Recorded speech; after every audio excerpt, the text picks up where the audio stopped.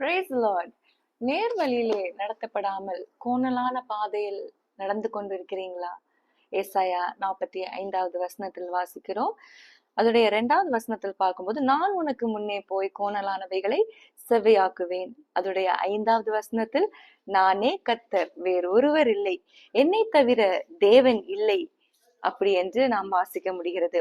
இஸ்ரவேல் ஜனங்கள் கோணலான பாதையில் நடத்தப்பட்டார்கள். எதற்காக என்றால், இஸ்ரவேலின் தேவனாகிய கர்த்தர் ஒருவரே தேவன் என்று அவர்களை சுற்றிலும் இருக்கிற ஜனங்கள் பார்க்கும்படியாக அவர்கள் கோணலான பாதையில் நடத்தப்பட்டார்கள்.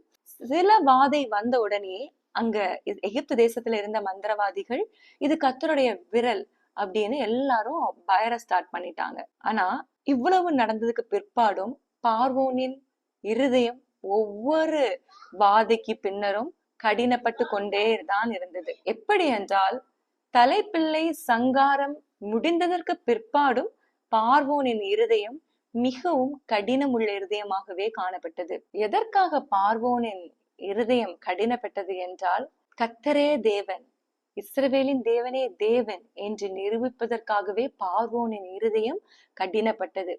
இப்ப பாத்தீங்கன்னா, அவங்க எகிப்துல இருந்து புறப்பட்டு வந்தாச்சு. முன்னாக சமுத்திரம் இருக்கிறது, பின்னாக எகிப்தின் சேனைகள் எல்லாம் வந்துட்டு இருக்காங்க.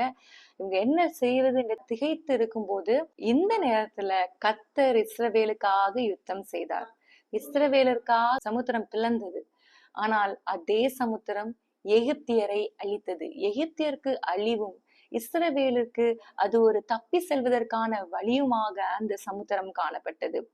இதே போல சில நேரங்கள்ல நம்முடைய வாழ்க்கையிலையும் சில கடின இருதயம் உள்ள மனிதர்கள் நிமித்தம் நாம் கோணலான பாதையிலே நடக்க நேரிடுகிறோம். அது எதற்கு என்றால், கர்த்தரே தேவன், நாம் ஆராதிக்கிற தேவனே அவர் ஜீவனுள்ள தேவன் என்று நம்மை சுற்றிலும் இருக்கிறவர்கள், குறிப்பாக நம்மை கோணலான பாதையில நடத்துறதற்கு காரணமாக இருந்த அந்த மனிதர்கள் அறியும்படியாக நாம் இந்த கோணலான பாதையிலே நடக்கிறோம். நிச்சயமாக இந்த கோணலான பாதை நேர்வழியாக மாறும். கோணலானவைகளை செவ்வைப்படுத்துவதற்கு நம் தேவனால் முடியும். அப்படி நடக்கும் போது கர்த்தரே தேவன், வேறொருவர் இல்லை, கர்த்தரை தவிர வேறு ஒரு தேவன் இல்லை என்று நம்மை சுற்றிலும் இருக்கிறவர்கள் நம்புவார்கள், கர்த்தரை மகிமைப்படுத்துவார்கள். கர்த்தருக்கு நேராக வருகிறதற்கு நம்முடைய கோணலான பாதை காரணமாக இருக்கும். கர்த்தர் இந்த வார்த்தைகளால் நம்மை ஆசீர்வதிப்பார். இந்த நாள் நமக்கு ஆசீர்வாதமான நாளாக அமையட்டும். God bless you all. Amen.